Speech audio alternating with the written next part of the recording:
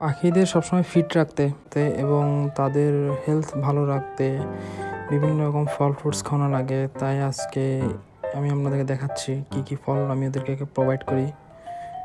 আমি তরমুজ নিচ্ছি, দেন আঙ্গুর দিব ওদেরকে। তো তরমুজটাকে মোটামুটি আমি একটু বড় পিস করে রাখি। ওদেরকে বড় বড় পিস করে দিলে ওরা খেতে অনেক মজা পায়।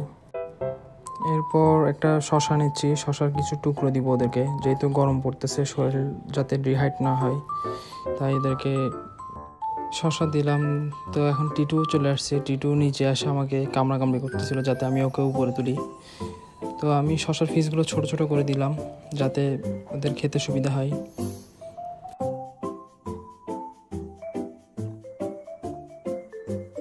সাথে ছোট একটু করে মিষ্টি কুমড়া দিব।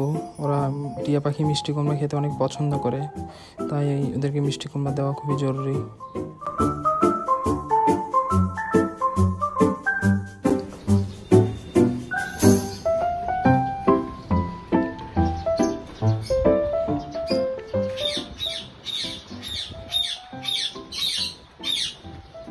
ছাদে আসলে ওদের মধ্যে একটা জানা হয়ে যায় যে আমি আসছি।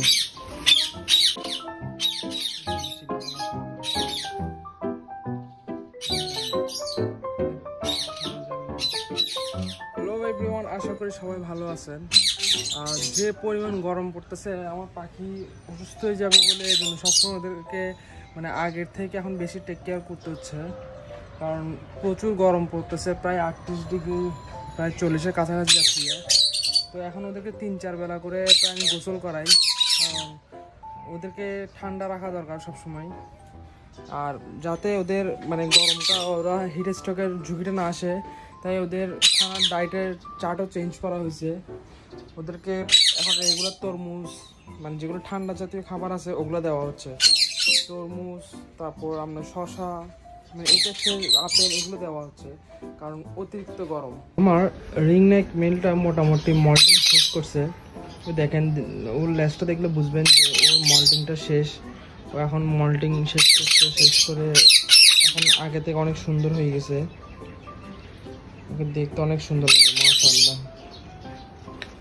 আর ফিমেলেরও চলতেছে, ফিমেলেরও মল্টিং চলতেছে। আমি যখনই কথা বলবো ওদের ডাকাডাকি তখন বেড়ে যায়। ওদের ডাকাডাকির জন্য আমি ঠিক মতন কথাও বলতে পারি না।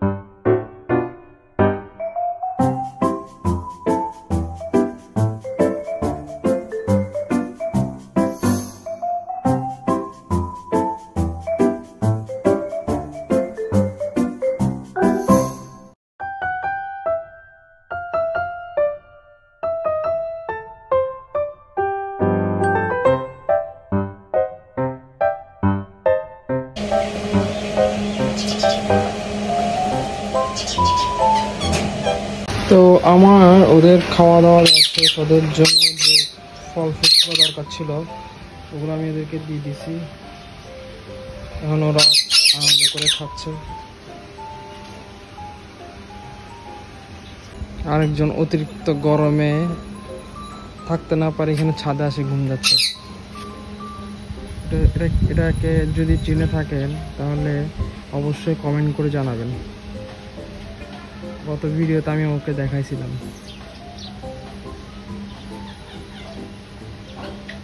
সবার উদ্দেশ্যে একটা কথা, যারা পাখি পাবেন অবশ্যই তারা পাখিদের ভালোভাবে যত্ন নেবেন, কারণ এখন প্রচণ্ড গরম পড়তেছে। এই গরমে পাখিদের হিট স্ট্রোক হওয়ার সম্ভাবনা সবচেয়ে বেশি থাকে।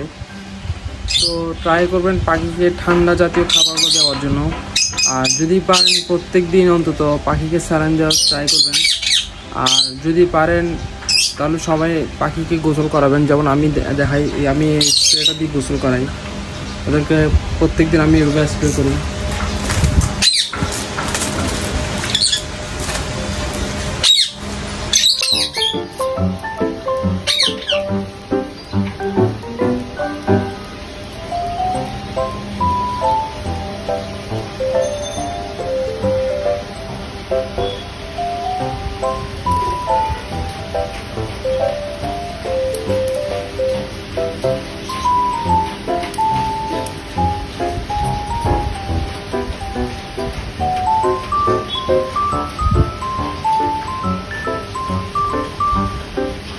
ওদেরকে গোসল করাইলে ওরা গোসলটাকে মোটামুটি উপভোগ করে।